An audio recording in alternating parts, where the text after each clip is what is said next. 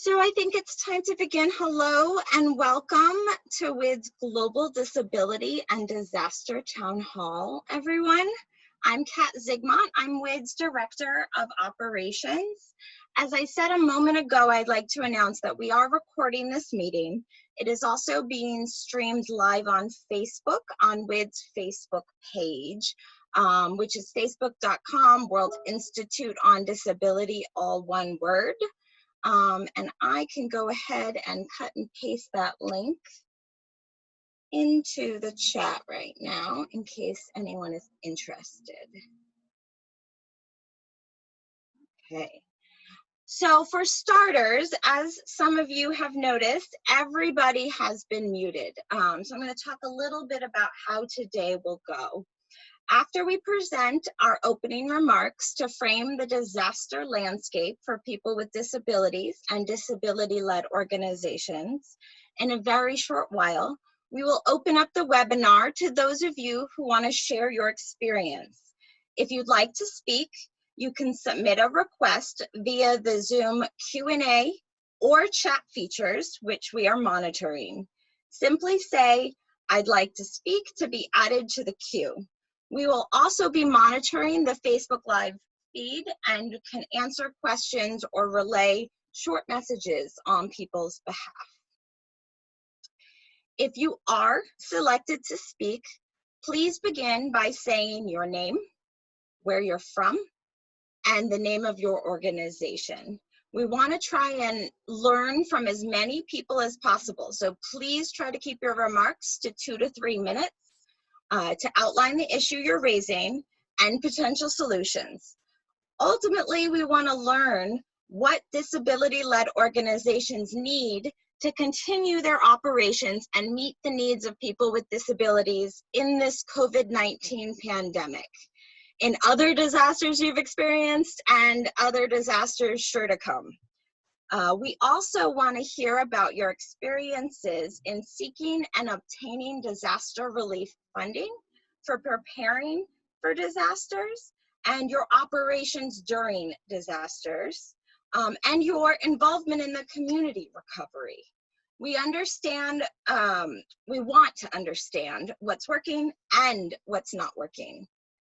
Also, if you are selected, please be sure to unmute yourself with *6 or clicking on the microphone icon in the Zoom toolbar. Speak loudly and slowly for the captioner, the interpreters, and all of our participants. We would love for speakers to open their video feed, which is the camera icon on the Zoom toolbar. However, if you do, you might find that it reduces the quality of your internet connection. When it's time to speak, I will change your status from attendee to panelist. When this happens, there will be a brief interruption in your connection, but don't worry, it's only 2 or 3 second transition and then you'll be back in the webinar. This can be surprising, so we wanted to let you know about it in advance. When you're a panelist, you will then be able to share your video and tell your story. Additionally, we will have 3 survey poll questions that we'll be asking all of you to answer. When the poll is launched, you will receive a notification on your device that will include the question and multiple choice answers. This is an accessible process, and I will also be reading the questions and answers for you to choose from out loud as it is captioned and signed. Everyone will have time to make a selection, and when all have answered, we will share the results. You can add your responses to the poll in the chat if the poll isn't working for you. Lastly, we do hope you will share and tweet about this WID Town Hall listening session and the very important issues that you will all raise today. We would love it if you used the hashtag WIDTownHallC19 on various social media platforms. Again, that's hashtag WIDTownHallC19, and I can also put that in the chat. I think that's everything to get us started. I'll turn it over to Marcy Roth, WID's wonderful Executive Director and Chief Executive Officer who will kick us off.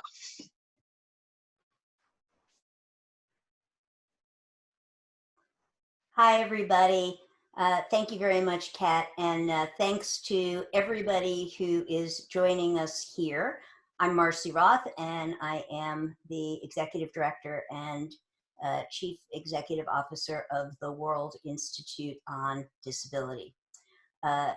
WID is a fabulous organization that was launched back in 1983 by Judy Heumann, Ed Roberts, and Joan Leon. It's an organization that was founded by people with disabilities and intentionally designed to be one of the first global disability rights organizations led by and as we say, by, for, and about people with disabilities. And we are extremely proud of the heritage and legacy of the organization. And we're especially grateful to have the opportunity to bring so many people together today. We have folks joining us from over 20 countries, and the intention of the discussion today, which we expect will be the first of many, is to talk about the experiences of organizations led by people with disabilities. In some places, they're called disability-led organizations. In some places, they're called disabled persons organizations. And in other places, organizations of persons with disabilities. I will typically be using the term disability-led organizations, but you might also hear people referring to DPOs and OPDs. It all really makes, it all really means the very same thing. Organizations that are by, for, and about people with disabilities. And we are focusing specifically on the circumstances that disability-led organizations and people with disabilities experience before, during, and after disasters. And most particularly, we're going to be focusing on the experiences that people are having in the midst of the horrible and devastating pandemic. We are well aware that people with disabilities are disproportionately impacted by this virus. And although frequently it is referred to impacting older people, people who are described as being the most vulnerable, and people with underlying conditions, we know that most of the time we're referring to people with disabilities when we use those euphemisms. Now, I'm going to pause for a moment because I understand that Facebook Live is not working. And so I'm just going to hold for a minute and see if we are able to get that fixed. Do we have any update on Facebook Live? Hi, Marcy. This is the third time I have stopped the stream and started it again. I get all the way to where it is about to stream, and then I have sort of a black window that's working. So I'm not sure what's happening. I'm keeping an eye on it, and I'm trying to stop the live stream and start it again. Okay, thank you, Kat. And maybe we can have some other folks take a look. So what I don't want to do is spend all my time talking. Really, we're here to listen. We want to understand what's happening for disability-led organizations and the operations that your organizations are able to continue to provide.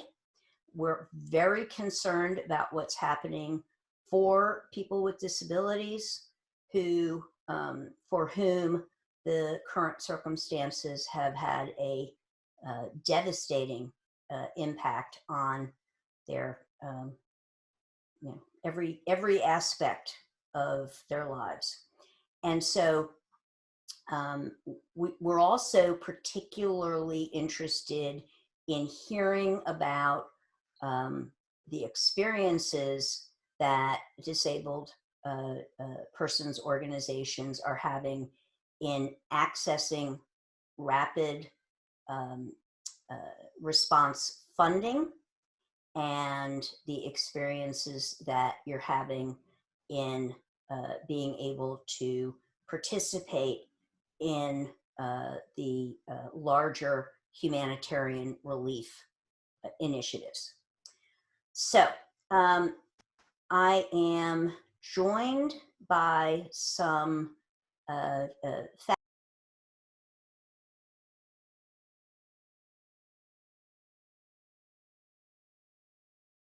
begin by having them speak a little bit about their experiences.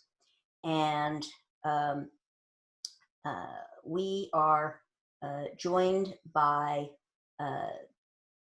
folks who run organizations, the only two organizations in the world that focus on the rights of people with disabilities before, during, and after disasters. That's their entire focus. And one of the organizations headquartered in Peñaflor, Chile. And this organization is called ANG Inclusiva. And the executive director is Carlos Kaiser.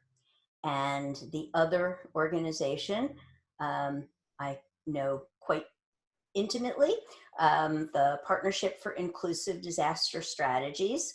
And that organization is housed in Philadelphia, Pennsylvania. And the co-executive directors are Herman Perotti and Shaylin Swazales. So let's first turn to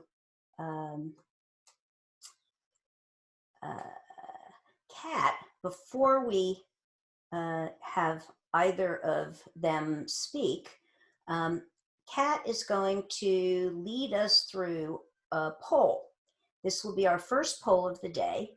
And once we have taken the poll, then we're going to hear from Herman, Shaylin, and Carlos. Kat, over to you. Thank you so much. I'm excited to lead us in our first poll. I will launch it right now. And now I will read the question. Do you believe disability-led organizations are left out of disaster relief funding from government, corporations, and foundations? There are three options for answers: yes, definitely, sometimes, and no. And I can see results coming in. Very exciting, and we'll just wait a moment while people are voting.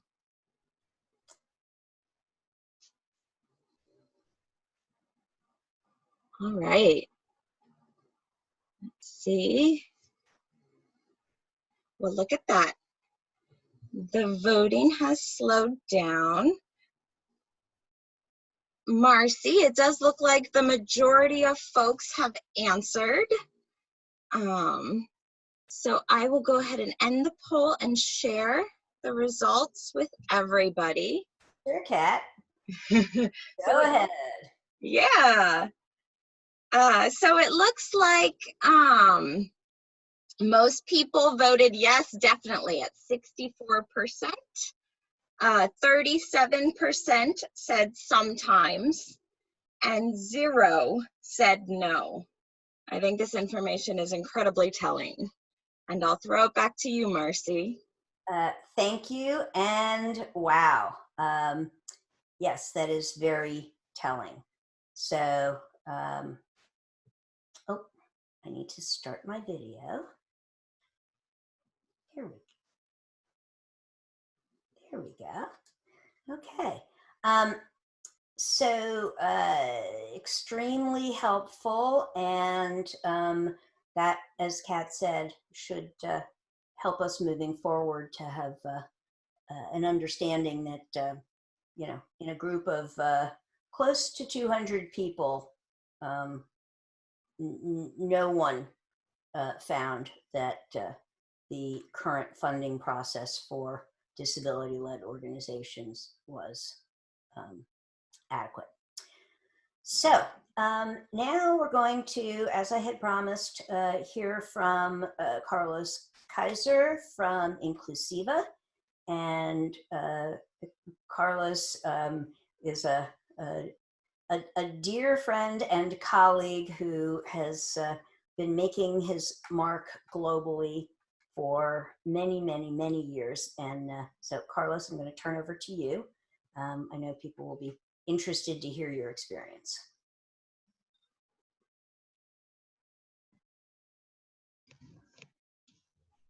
Thanks, Marcy.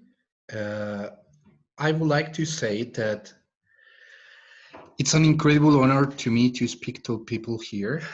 Also to say that with Marcy, we has been working from Sendai framework, and also the great experience I have with Herman and Shailene.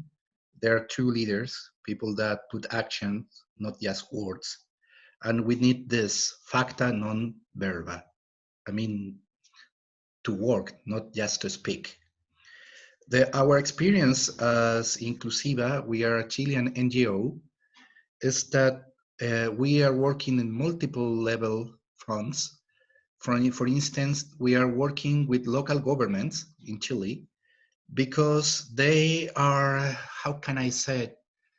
They work faster than the country's government.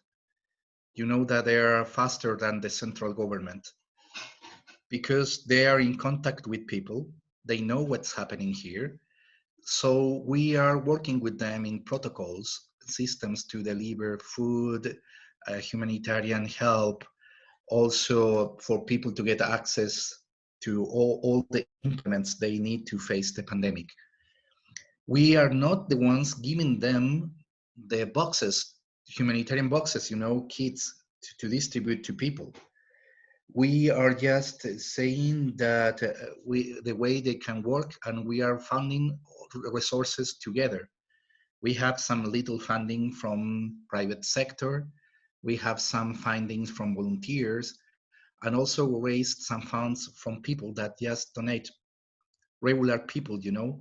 We are not talking about millionaires. We're not just talking about people that lives in their communities and they want to share. We are working also with the central government in Chile. We provide them a lot of information to classify the data. We produce surveys.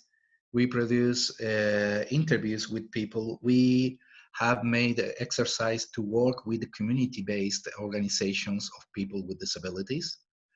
for they to say directly to our authorities what they need. We have been having some problems on this because sometimes the central government don't want to listen to things we are saying, but we had some help from some ministers that they are supporting us. They're secretariats of state that they say, well, we are on board of it. Is that we are here in Chile, so the thing is that we are looking for real solutions, not just fancy words. And that's the problem that we have been facing with the government, that sometimes they're like a lot of, how can I say, high level commissions, a lot of documents that we provide them with those things, but we provide them for them to use this. Then we have been working with different governments apart from the Chilean governments. We reached an agreement with Panama government, with Colombian government. Also, we are working with Ecuador. And the thing is that we are just looking for action and they start doing things. We improve their materials. We were just saying them about accessibility and they really appreciate this. The third level we are working is with the United Nations. Thanks also to Marcy, Shailene, and Herman. We send letters to the Secretary General of the United Nations, and they are using some of our ideas there. Also, we are working with the Pan American Health Organization, and we are providing different services. We are working with Peru, with Chile, and different universities, because we are providing psychological help. Because many people, as you know, we are facing psychological issues. So I'm going to finish my intervention because I believe that I took more than 3 minutes, and that's not the idea. Herman and Shailene got to say tremendous things because they're, as I told you before, they are two leaders, people that are really working for a better world. So I finished saying that we are working on indicators and things because we need to make them accountable for the things they are doing and for the things they are not. So thanks for this opportunity. And Marcy, you are doing a tremendous job for the world. Thanks for inviting me to be here. Thank you very much, Carlos. This is Marcy speaking. We are a mighty team and we have much work ahead of us, but I'm happy to see that we have so many people joining us that I think our work may be a little less lonely. I think we have a lot of folks who share our passion and are ready to work together to disrupt exclusion. I'm now going to turn to two people who I have worked extremely closely with for a number of years and who I remember early on took a real interest in these issues and have never looked back. So Herman and Shailene, I'm going to turn the mic over to you from the Partnership for Inclusive Disaster Strategies.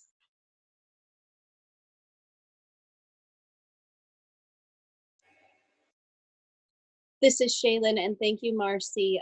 Hello, everyone, and thank you for having us. My name is Shailene Sluzales, and alongside me is Herman Parodi, and we are the co-executive directors of the Partnership for Inclusive Disaster Strategies. The partnership was founded in 2016 by Portlight Strategies and our very own Marcy Roth. And the partnership is the only United States-based disability-led nonprofit organization with a mission of, apologies. Our dogs would like.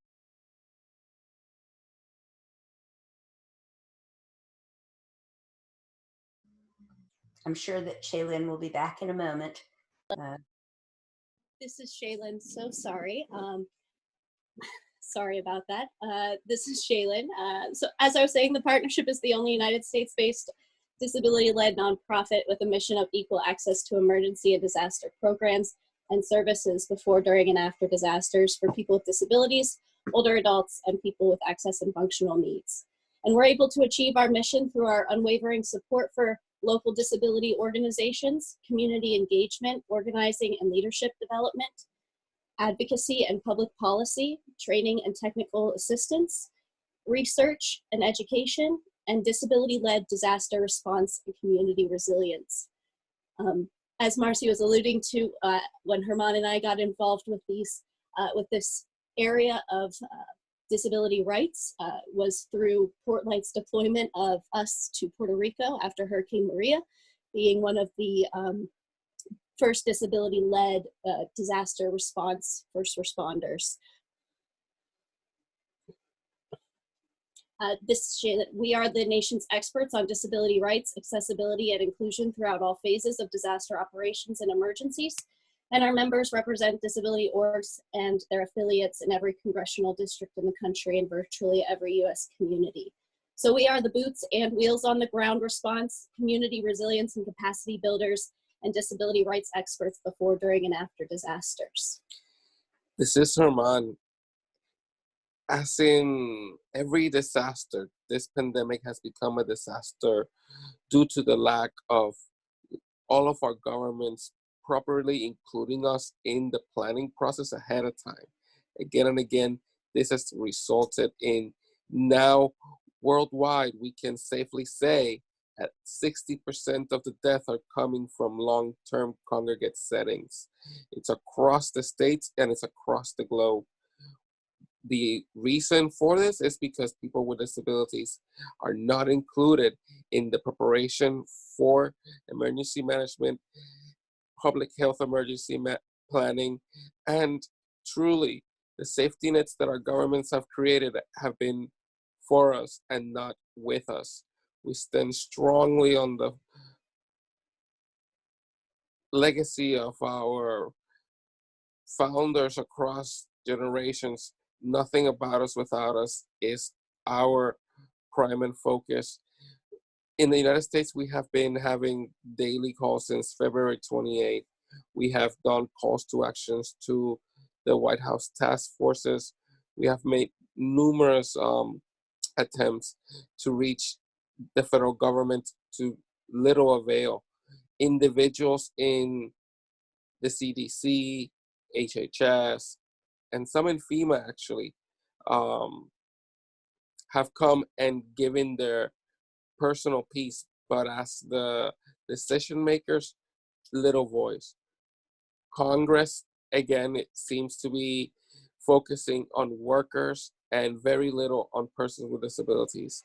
And this can be reflected across the governments.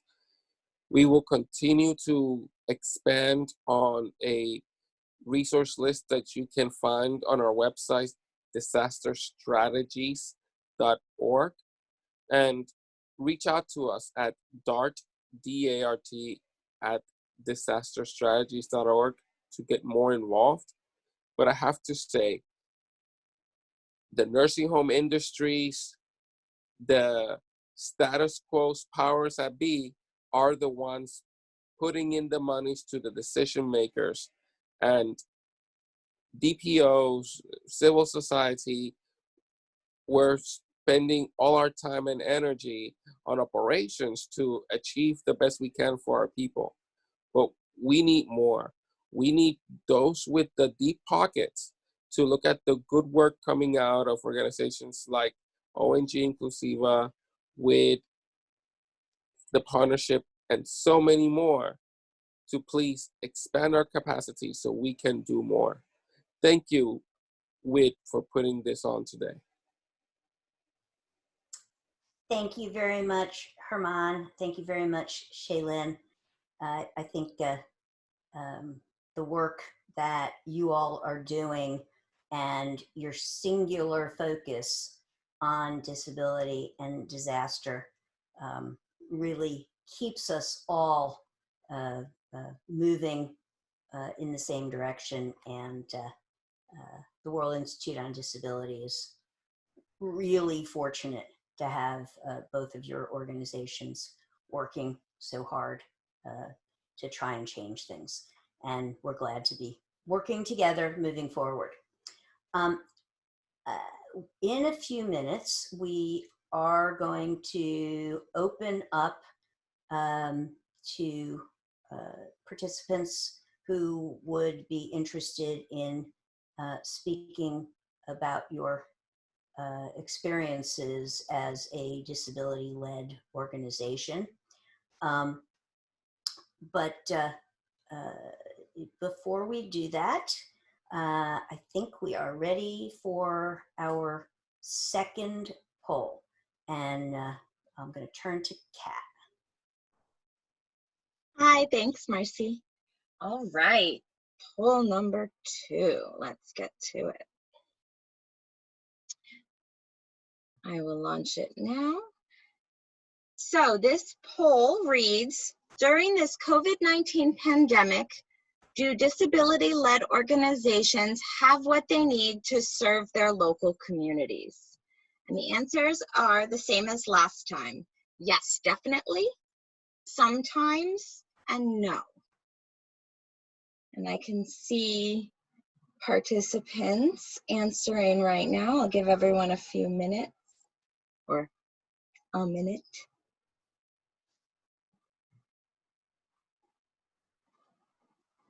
Got a few more answering. All right, Marcia, looks like we have a majority. Shall I share the polls? That would be great, Kat. Thank you. Please do. Wonderful. Let's do it. So I'm going to go ahead and end polling. Last chance. Share results. All right, so the results are as follows. 2% said yes, definitely. 47% said sometimes, and 51% said no. Wow. Again, incredibly good information to have and alarming results. Yeah. Okay. Yeah, we're going to have to really think about those outcomes. Super, super helpful. So now we're going to open up to the folks who have joined the town hall.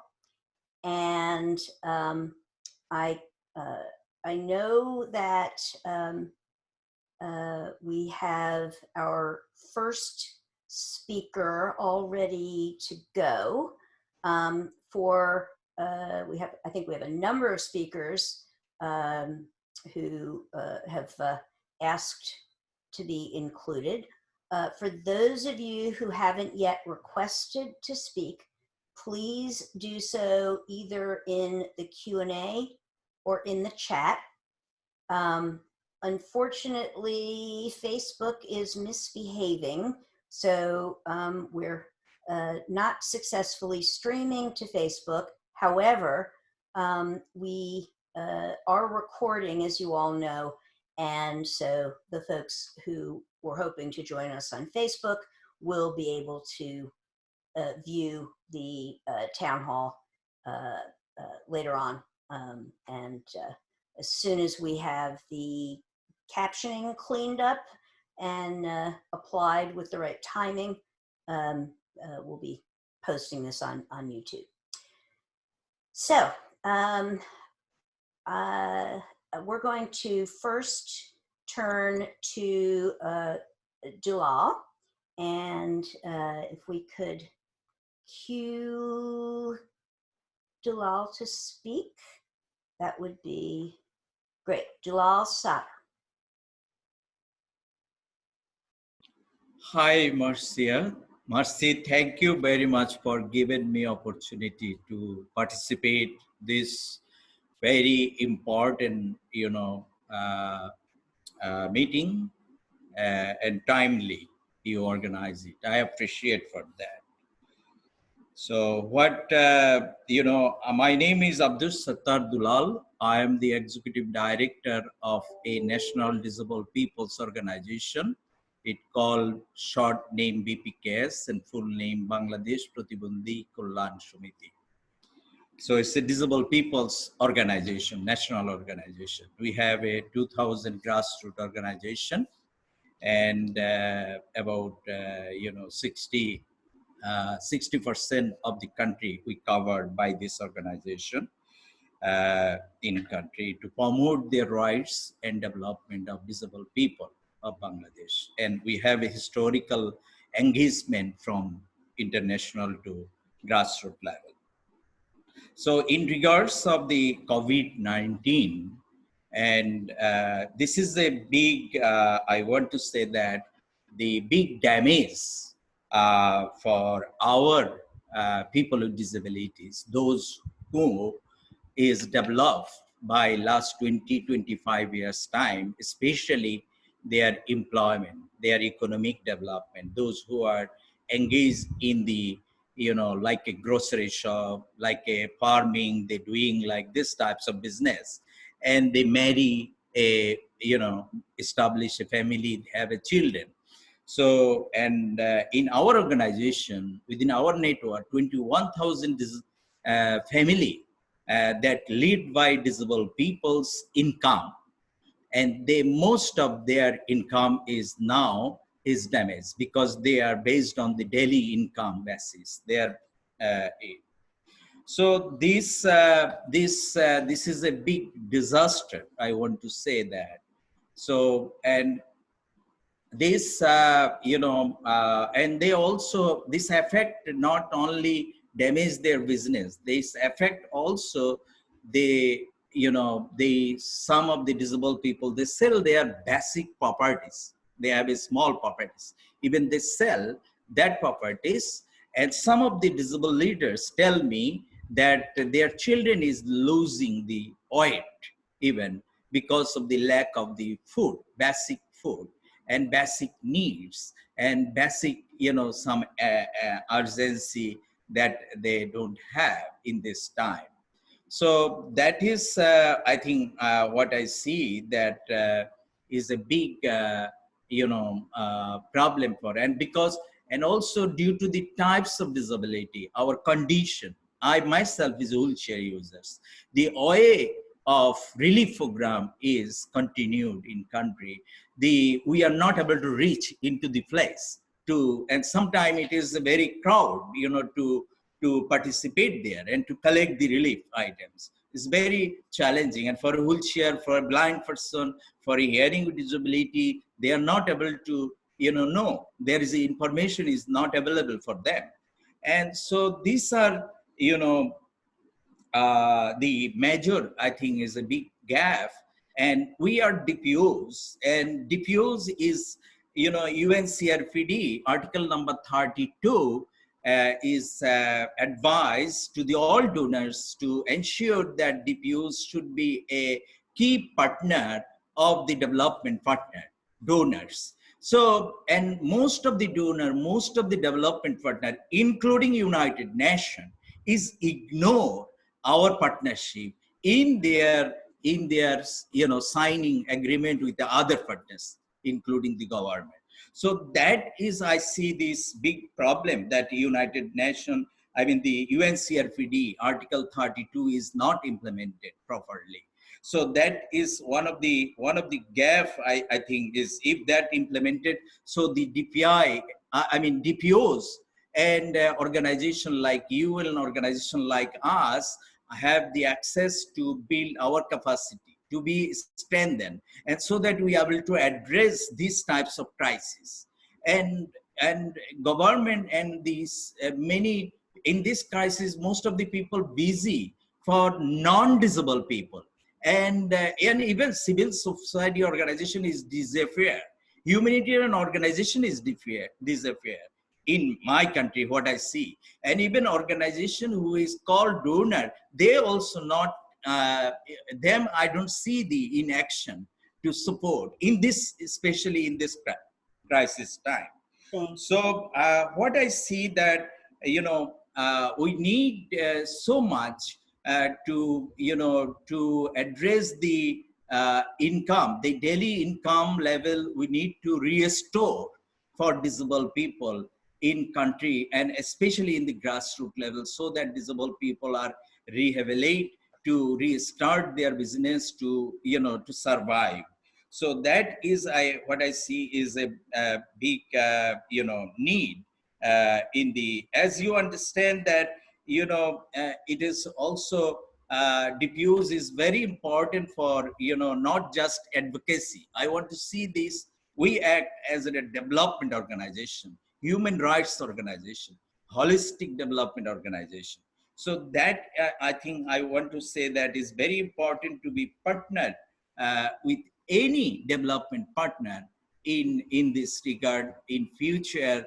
And also, and we have a plan to organize a national event where all stakeholder, all policy representative will participate and development partner will participate there. In this year, we have a plan to organize that event to, to make sure the COVID-19 policy and action are inclusive, are ensured that disabled people are included in Excellent. the action. Thank So you. Yeah, thank you. and thank you very much for your time and giving me this time to talk here. Absolutely. It's a huge issue, actually. Yes, it is. Huge issue. Yes, it is. Unthinkable issue. It not possible to talk just by the few minutes. But I appreciate for you organizing this big big meeting in international level. Thank you very much, Marcy. Thank you. And this is the beginning of the discussion, certainly not the end of it. So Right. we'll continue to work together to try and shift that paradigm. Yeah, absolutely. Kat, do we have our next speaker? We sure do, Marcy. We have Alec, and Alec is from Autistic Reality. Alec, go ahead. Awesome, thanks. Hi, Alec. Hi, thank you. I want to thank all of you. I want to thank you, Marcy, for what your wonderful organization does. And I want to give a shout out to my friend, Judy Human, for helping start this organization. Also, before I get started, I want a big fat thanks to the Partnership for Inclusive Disaster Strategies. I admit that the stimulus money was not just selfishly spent. I gave a sizable donation to them, and I'd like to encourage everyone, please do that. Now, I prepared remarks because I know that this is a big day. So I'm Alec Frazier, and I'm the director of Autistic Reality, an advocacy organization based, well, wherever I am. I technically live in Tacoma Park, Maryland. A lot of my work is in DC, but it's elsewhere as well. In addition to disability and human rights advocacy, I actually do a lot of pop culture criticism, and I make a case to the world for disability inclusion in the arts, and I have a podcast and a YouTube channel where I interview celebrities, and I always ask them about disability inclusion in the arts. You can find me online at nothingaboutuswithoutus.net, or autisticreality@nothingaboutuswithoutus.net is my email. On Twitter, I am at autisticreality. Now, to get to the matter, I'm going to try to make this as brief as possible. I've been getting a bit of work done to further the disability cause during this quarantine. I'm a member of the National Council on Independent Living's Education Committee. We had a few agenda items. In one, we wanted to ensure that the Secretary of Education does not ask Congress for any waivers to the Section 504. In very good news, she has not asked for those waivers. There are 2 waivers for the Individuals with Disabilities Education Act, which she has asked for. Here they are. One waiver she asked for addresses the timeline of evaluations for young children who are preparing for transition from Part C, which means early intervention, to birth and to 3 years of age, to Part B, which is preschool through high school. This waiver would allow the young children to stay in Part C, that's early intervention birth to 3 years of age, until the required face-to-face evaluation can be conducted once the epidemic is over, or once we can manage this. A second waiver recommendation that she made addresses personnel development scholarships. The waiver would allow a deferral of the work or repayment requirements for service obligations interrupted by the COVID-19 emergency.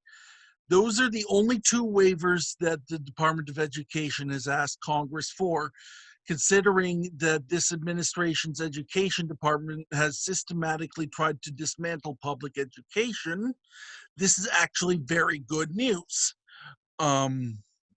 Okay, another thing the Education Committee spoke about is FAPE, which stands for Free and Appropriate Public Education. The U.S. government has guaranteed that students with disabilities get a free, appropriate public education. A number of suggestions were floated, but I had one in particular. I suggested that schools and districts keep a staff of counselors, case managers, and special education professionals on hand as essential employees during this crisis. A number of families with a disabled child, or with disabled parents, I might add, do not have the wherewithal to a free, appropriate public education on their own without schools, and it is vital that they have caseworkers to rely upon during this time. Disability rights are human rights, are civil rights, and that means that the respective professionals should be considered as essential employees. Another matter that I'm quite personally passionate about is making sure that the students and the adults have personal encounters to rely upon. Many of us, including people like me with autism, bipolar, and other such disabilities, may slip into a very dangerous depression if we do not have regular human interaction. I understand the physical health risks, but for many of us with intellectual and developmental disabilities, mental health risks are often just as great. Now I have one big paragraph left, and I'm going to get through it as quickly as possible. I don't want to waste your time. I've also been very involved in advocacy for grocery shopping. I was quoted extensively in an article for the Washington City paper. Individuals with mobility impairments and immunodeficiency disorders are not the only people with trouble getting to the store. I have at least 15 disabilities and cannot drive. In addition, interpersonal interactions are often tough for me and are definitely tougher for many other people with autism and other developmental disabilities. This greatly impacts our shopping. Ever since this crisis started, online shopping from platforms such as Instacart has been nearly impossible.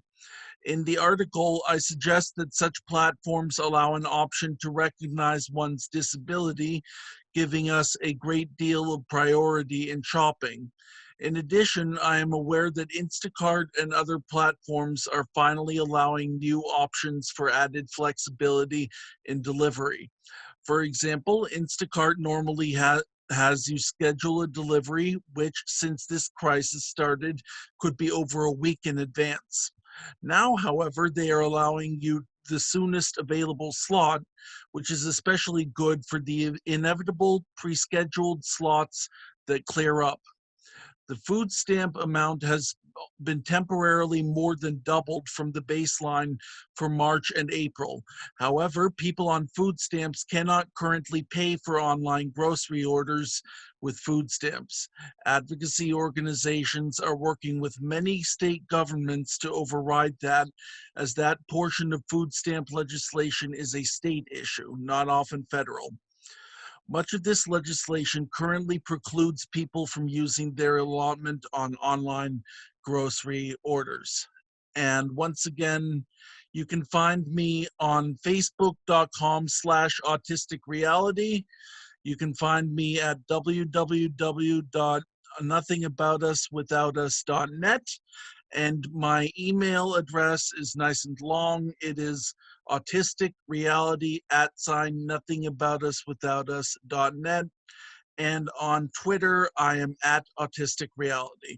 Many thanks for you having me here, and I don't want to tie up the lines for too much longer, so thank you. Thank you very much, Alec. Very much appreciate your input. One quick question. Have you been receiving any funding for the work of your organization? No.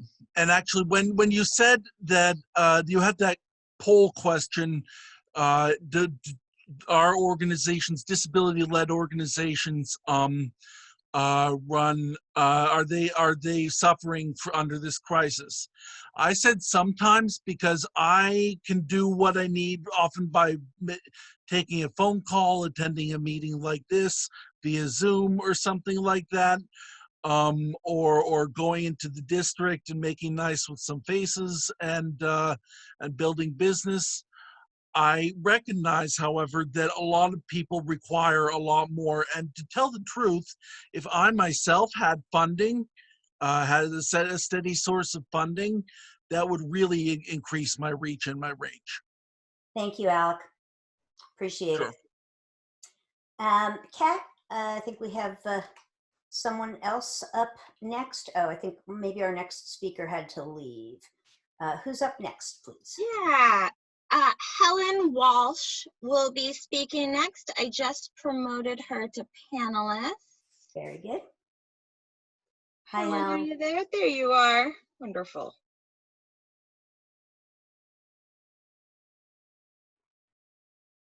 My name's Helen Walsh. I run a project for many years that's been called Diverse Disability Media. It's a project that is a business, but it specifically was to address communications at the start of the digital transition. So first off, though, before I talk more about myself, which I don't want to, is I just wanted to thank WID and all the organizations and speakers too that are going to be on this call providing us information. This is the vital area of having a platform to communicate with each other, and having interpreters and captioning and attention to access and seeing this all happen here is what we need. And this is a fine example of good use of communications during a crisis, COVID, or any crisis for that matter. My experience here in Berkeley, believe it or not, in areas of communications, working with the city, county, our state does have interpreters, ASL interpreters or whatnot. But the accessibility of communications and the networking with our disability organizations are not succinct. I'm finding many city entities or whatnot not being aware of WID, not being aware of the disaster strategies, not being aware nationally. Mind you, I do this work nationally too. So I find myself taking that awkward step of making the introduction as a person who's just here in Berkeley, who's running this project all by herself as one person. But this is what I've studied over a duration of time since I placed myself in media during the digital transition in the PBS and NPR stations, and worked with KQED to create the celebration of disability culture, and helped out in marketing with Jeff Clark, formerly, who was the CEO. And I put a template at the station I was working on, which allowed for the opportunity to get disability into a diversity initiatives, which I thought was really important. And I did know that the community as well. So I was just one link area providing that. But in the area of currently, lives are being lost across the United States. We're not providing proper ASL vetted interpreters for the deaf and hard of hearing communities that use ASL. We're not providing transcripts for deaf and blind individuals to gain that information. We also did not realize during the disaster, by cutting communications funds or never providing it, which should have been under the ADA educational areas, disallowing people to actually have the funding within our communities to implement and work with the city or county or state or national areas, federal government, to help with communications that are not only cost effective, but they're more universal and inclusive if you apply them. Things should be during a disaster easy to read, so it shouldn't be an afterthought not to provide considerations to usability to people with intellectual disabilities. I believe these areas we should be addressing. I'm determined to address them, and I will during this COVID disaster crisis. But I think as a community, what we need to do is we need to change policy. DOJ agrees that communication should be accessible, but I think we need to take action to make sure within our that there's funding, one, federal government to do this, so we need to push for that. Two, we need to make sure our cities, states, and county government also is pushed. So I think we need to address it on a tier level. I do believe there's hope. You know, with the digital divide, there's a lot of people who are low income. When you talk about inclusive and active, you're basically addressing all communities and our most vulnerable populations.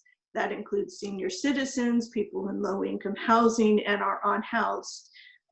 So that's what I wanted to say. I wanted to say we do have ability to make a difference. We need to, what we could start is by networking better our organizations with different areas. And hey, it's okay if you don't know all the technical components. I'm constantly learning them too. I'm an expert, but I'm not the expert. I think we're all leaders in this. And I think communicating and providing each other information is going to help. So that's what I wanted to say, and I wanted to thank everyone here. And gosh, I wish this would be on the news tonight, not because I'm here, that nothing to do with me, it has to do with, this is an example of what I'd like the future to look like so that we can save lives. Touche. Thank you very much, Helen. Kat, do we have our next speaker ready? We sure do. Just promoted her to panelist. Her name is Erin Brown, and she's located in the Bahamas. Great. Let's see, Erin, are you there? We'll unmute you in a moment. Erin has been a fabulous leader and partner, and has done some really great work in the aftermath of Hurricane Dorian. So welcome, Erin. Hi, can you hear me? Yep, sure can. You might hear my daughter singing in the background or dancing, so please excuse my daughter. We love singing and dancing. I do too. I am located in the Commonwealth of the Bahamas, and I am a disability advocate and a disability inclusion consultant. I am an above the knee amputee, so I use a wheelchair, crutches, or a prosthetic leg. I'm also an athlete. And I say all of this because a lot of times what we're still dealing with to date is persons feel that whether you're born with a disability or acquire a disability, that the potential stops somehow.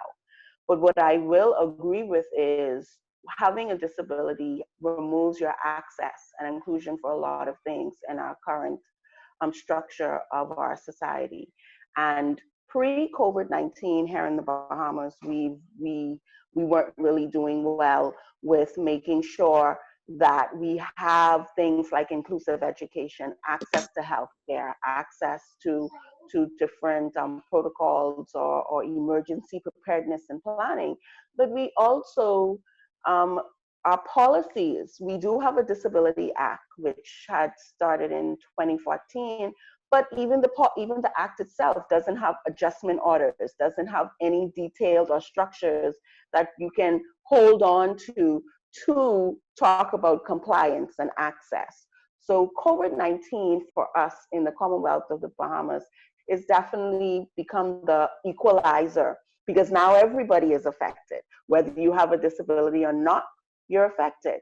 But our community with disabilities are having a more damaging and struggling time because we're not understood. They don't know our policies, because our policies and the habits of our leaders have not been inclusive, even in dealing with an emergency or preparedness for COVID-19. Our emergency orders are now doing the same thing. Immediately, it removed continuing healthcare. It removed delivery, access to delivery, and organizations, our community organizations. And so in real time, we're now faced with how do we provide this through a system that just don't understand it. And so no, we're not getting the funding. Our community organizations have finally got the all clear to now, and I'm sorry if I'm talking so fast, I go speedy, so my apologies for that. I'll slow down. Our community organizations now have the all clear to make some type of movement, but we're still limited because caregivers are not being spoken to, are not given any PPEs, are not provided with the resources and tools. We're still not addressing specifically what it means for our community with disabilities, which includes senior citizens and vulnerable group members. Even that, not recognizing that our community is not just senior citizens. Like, the awareness and the education is so huge right now. And so my fear as a disability advocate and a disability inclusion consultant is we're losing people that we don't even realize we're losing. And so being on this call today it is such a heart-moving space to be in right now. Herman and Shaylin, I met them after Hurricane Dorian, and we've become now partnerships with making sure that the Bahamas now has access and inclusion for disaster and emergency. And just having a space like this has provided even me with the ability now to talk about policy, to say what needs to be done. And at the University of the Bahamas, I am in the Office of Disability and Compliance. That has never happened before. We're moving in real time, but we're still challenged because our leaders are not giving us the funding. They're not recognizing it. We're still fighting just to survive. And so thank you I'm available on social media, Erin Brown Connects. If you Google me, you'll find me. Everything is public. But I want to say to you, everyone that is on this call, we cannot give up. We cannot give up. We cannot give in. We have to continue to speak up and represent and be visible and be heard and encourage others to do the same in the spaces that they're in. So that is the vein we're moving through now. We work through a lot of all community organizations, whether you're disability centric or not. We work with them because we're teaching them how to give access and inclusion and how to diversify our economy during and after COVID-19. So thank you for allowing me to share a bit. Thank you very much, Erin, and we look forward to continuing to work together, and we will never give up and we will never give in. Thank you. Kat, do we have our next speaker, please? We do, Marcy. We have Marcely, and she is with Sustain Our Abilities. Great. Hello. Oh, Marcely. Marcely, I apologize. That's okay. Hi, Marcely. It says I'm unmuted now. Can you hear me? Yep, Thanks. you sure can. Great. I will be very quick. I'm going to start my video, and I am. Yeah, we're not going to be able to show a video. Okay. Oh, it's not working. Okay. Oh, you mean here I am. camera. I'm sorry. Yes, your Nice. camera's great. Your Great. camera. Thanks for letting me speak. I'm very much happy to be here and appreciate the work you do, and Hector's and Shaylin and Carlos. I started an organization to focus on disability and education and care during disasters and climate change last year. We recently started a YouTube channel, and it's called Sustain Our Abilities. We've brought people together from 10 countries or 12 now around the world, and we really want to share people's stories of living with COVID at home and also other disasters such as climate change. So I hope everyone would consider coming to sending me an email. It's sustainourabilities@gmail.com, .org, because we're nonprofit, and also visiting the YouTube channel, which is Sustain Our Abilities. It is a combined effort of professionals and people with disabilities, and so we want to be as inclusive as possible and would love to collaborate with people, because I think the one thing I would like to say here is that this is, COVID is like a dress rehearsal. So much has been going on and so much will go on. And this is so important that we collaborate and all work together. So that's all I want to say. I don't want to take too much time, but thanks for everything you're doing. And please, it would be great if you could share a list of all the people involved so that people could continue to communicate to in the future. Thanks. Thank you very much, Markley. Good to see you. And thanks. You too. I'm looking forward to making a visit over to Sustain Our Abilities. Yes. And Kat, who is our next speaker, please? Our next speaker is Tiffany, who has joined us. And I think she might be our last, Marcy. Oh, okay. I see some other folks who've asked. So. Sure. Okay. Hey, Marcy. Hi, Tiffany. So Dory Tempio is also on the call with us today. We're both here from Able, South Carolina. And so I'm new in the role to work for advocating for persons with disabilities in emergency crisis situations. That's a new part of my position. It's a new role for me. And so first, I would like to say that our Center for Independent Living has been amazing. We've been able to reach out, we've gotten funding. When the school system said we can no longer work to transition with youth because the youth are going to be at home, our transition team put together a program to say, no, we're going to support the kids from our homes and we're still going to help them do that. And that shows the way that our community adapts, and we do adapt. But one thing that I have found that our community struggles with is that we handle the situations as they come. And I think that's because they're constantly coming. And we don't necessarily read for what the policy doesn't say. We read for what it does say, but we don't read for what the policy does not say. And so I did a lot of work with the medical rationing response that we put together. And we used a lot of things that you wrote, Marcy, to research that.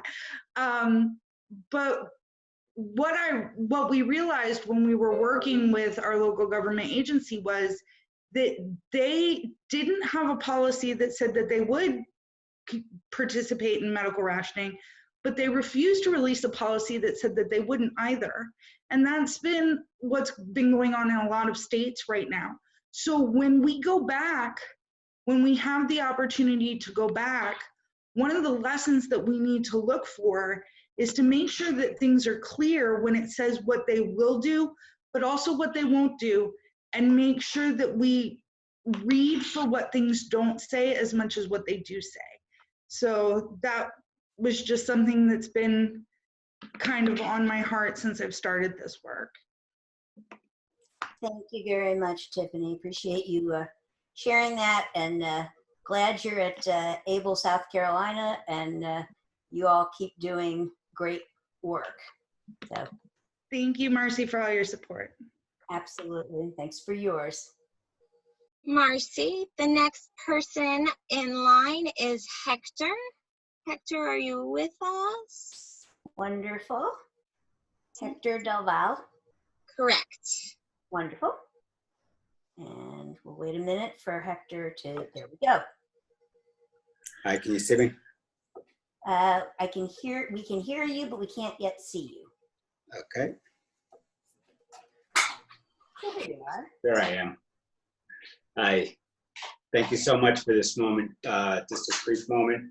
I just joined up working with Mark Alexander there in Sustain Our Abilities. My name is Hector Del Valle. I'm a social worker here in Central Florida. I've been quadriplegic from an automobile accident I had back in 1982. And since that time, I've felt like I've made a difference or continue to make a difference. I started out my advocacy work in the early 80s with President Reagan and raising the drinking age to 21 when I was injured when I was 17 years old. In regards to COVID-19 and in regards to this entire program, Marcy, you know, this is awesome that we're really trying to get the word out there. And in working with Sustaining Our Abilities, I think the important part is for people with disabilities to become active and learn how to advocate for themselves. Because if we continue to wait for others to advocate for us, you know, a lot of us are going to be left behind. So I'm going to shoot that out there and also just share with you that I'm an entrepreneur as well. I've done a lot of public speaking in the past. I plan to do that again. And I believe that because of COVID-19, I think telehealth is just going to take off like crazy.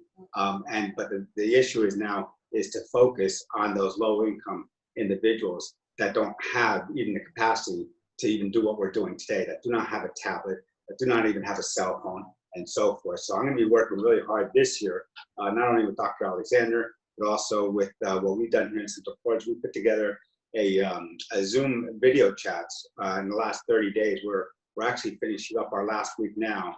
And what it is, it's a Zoom chat to invite professionals, doctors, in any way that you're being affected by COVID-19, whether it's financially, whether it's by your health, or even just being alone. And mental health is not getting enough attention that we really need it to. So I'm also partnering up with Dr. Ruddick, Dr. Maxine Ruddick, who has her own programs in telehealth, but also in mental health. And so that's just my piece of what I can do as an individual with a disability, and see what else I could do more by uniting with you guys and just working with you guys. Thank you so much for a few moments to share that. Thank you very much, Hector. Appreciate it. Kat, do we have other folks in the queue? We sure do. We have Kelly Israel, who is from ASAN. Kelly, are you there? Yeah, I am here. Thank you for giving me the opportunity to speak with you today. I do not want to start my video. I have my reasons, just accept that. Absolutely. Thank you all for this forum today. Largely, ASAN hasn't been working with direct services during the pandemic, but we have been doing a whole lot of information sharing. We have consistently been on, me specifically, on the Partnership for Inclusive Disaster Strategies daily COVID-19 calls to try and pick up information for our affiliates and for other people with disabilities we're in contact with about what's going on in the COVID-19 front. We have recently released a COVID-19 congregate setting tracker, which tracks the number of COVID-19 cases in residents and in congregate settings, so group homes, assisted living facilities, nursing homes, developmental centers, anywhere where large groups of people with disabilities are clustered together. We feel that because this data is publicly available, actually the partnership is trying to collect the data on this that isn't publicly available as a separate issue with their survey. But because this data is publicly available, we feel like it gives us a good picture of just how many of our people, we're also tracking deaths as well, who are getting sick and dying among the disabled population to the degree that we can assist. We are also producing resources and advice on COVID-19 in partnership with Green Mountain Self-Advocates, which we have released on Green Mountain Self-Advocates' website for the most part. We're trying to get plain language resources out there on COVID-19. We also produced a video which explains what COVID-19 is to people with intellectual and cognitive disabilities, and as well as what they should do if they suspect they have COVID-19, or what they can do to protect themselves from COVID-19. Largely what ASAN is doing is trying to make sure that people with disabilities ourselves, who so often have limited access to information, have the information they need to weather the COVID-19 pandemic. And yeah, that's what we're up to. We really appreciate all the work that's being done both internationally and elsewhere on the ground to try and combat this for our community, for people with disabilities. Nothing about us without us, and best of luck to everyone. Thank you, Kelly. I have the very good fortune of being together with you just about every night at 6 p.m. when we join the Partnership for Inclusive Disaster Strategies calls, and your leadership and your contributions are really important. All right, by the way. I'm so sorry. And Kat, do we have somebody else in queue? We do not have anyone else in queue at the moment. Okay. We do have one last poll if you'd like. I'm gonna ask for, are there any other folks who were wanting to say anything? I do have Dina. Let's see. Yes, Dina. Okay. Dina is asking for some help to turn on her. I think I'm doing it now. Okay. Very good. There you go. Okay. Hi. Well, my name is Dina Abramson. I am not with a nonprofit. I'm with a state agency in Texas. And I hadn't really planned to speak today, so I'm a little nervous, but I'm going to try to be brief. I just kind of wanted to outline some of the problems that I see, especially in Texas, working with the disability community. I did a presentation recently for my organization staff meeting, and so I talked about a couple of things, attendant care being one of them, the fact that attendants are having to be out in the community, they're having to work in very close contact with their clients, often without adequate PPE, and obviously very low wages. We actually heard of an attendant who quit her job because she could make more money filing for unemployment than for keeping her job. So attendant care is one problem. Access to food and medication. I am on some organizations that are working with food access. but I'm afraid that a lot of people are falling through the cracks because you can get assistance if you're indigent. You can get assistance if you're homeless. But if you're a person with a disability or a senior who used to be independent and now can't be independent because of the pandemic, there aren't as many resources for people like that. They're basically told, well, see if a neighbor will help you or see if a family member will help you. But there aren't organizations set up.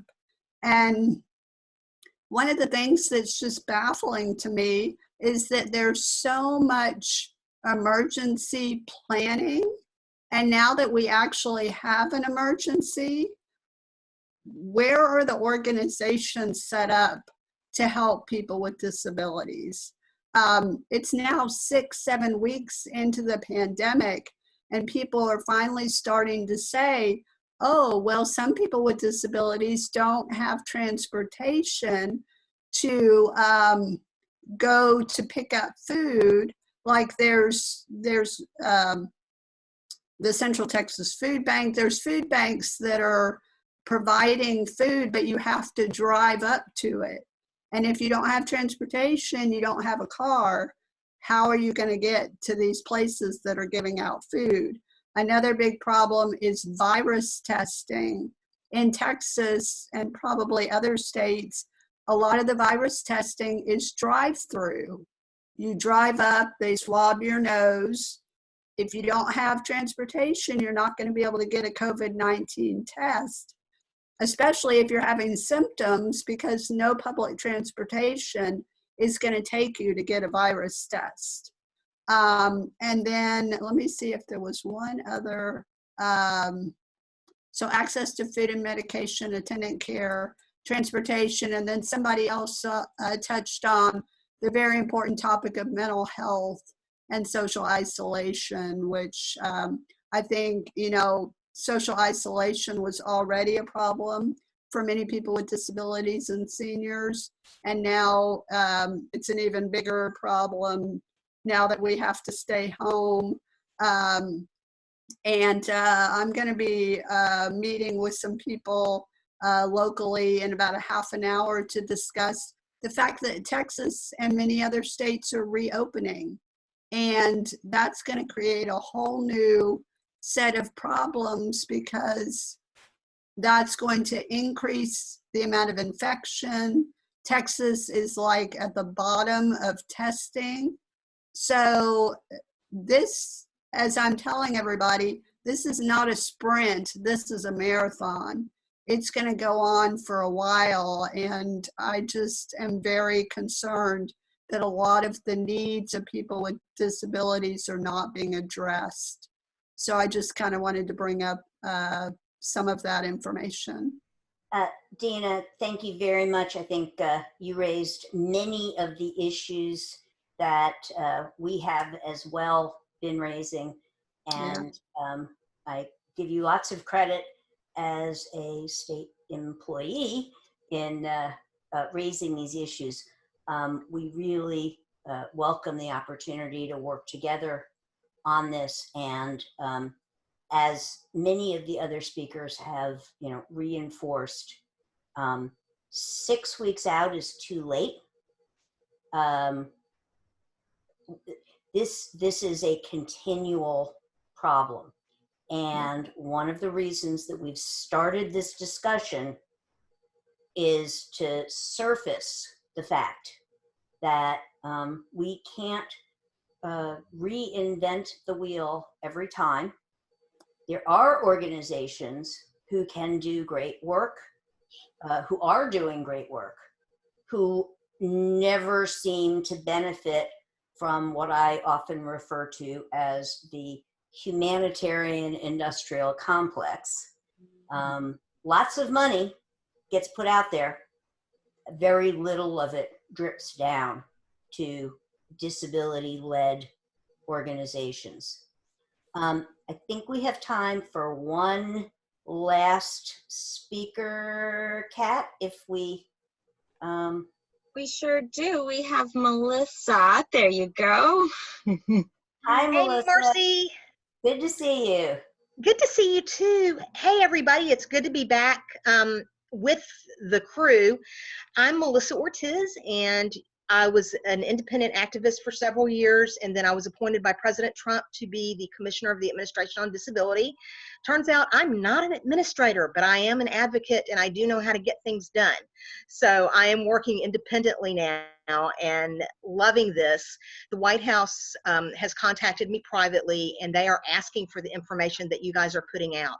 I have many dear friends who are in upper management positions at the White House who are asking for this information, and believe me when I tell you that I have beat them up 6 ways to Sunday about having an ASL interpreter at pressers and talking about people with disabilities and disabled people instead of people who are vulnerable.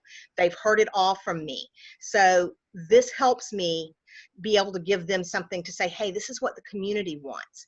And I don't know if this will ever come to fruition, but I am working on getting a roundtable discussion together on some of these things and having at the table some people who will be able to help us move this forward within the White House. So that's where we are. You can reach me. I am on Instagram and Twitter as DC Bell on Wheels.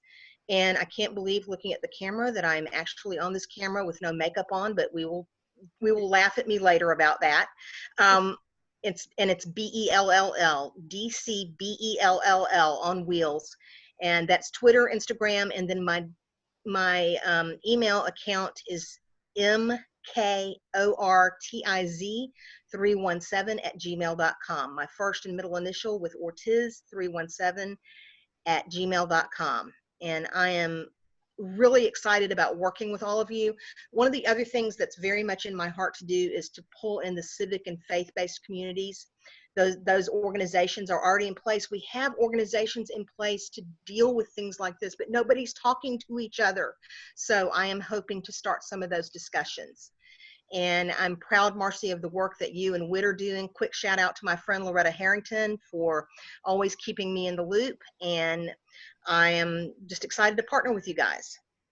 Well, thank you very much, Melissa. And we welcome every opportunity to collaborate and to focus on people with disabilities, the people who are multi-marginalized and are always at the end of the line when organizations are trying to support humanitarian actions. So we all must collaborate, and we must prioritize those organizations led by people with disabilities, yes, focusing on the whole community and working together to make not only change for this time around,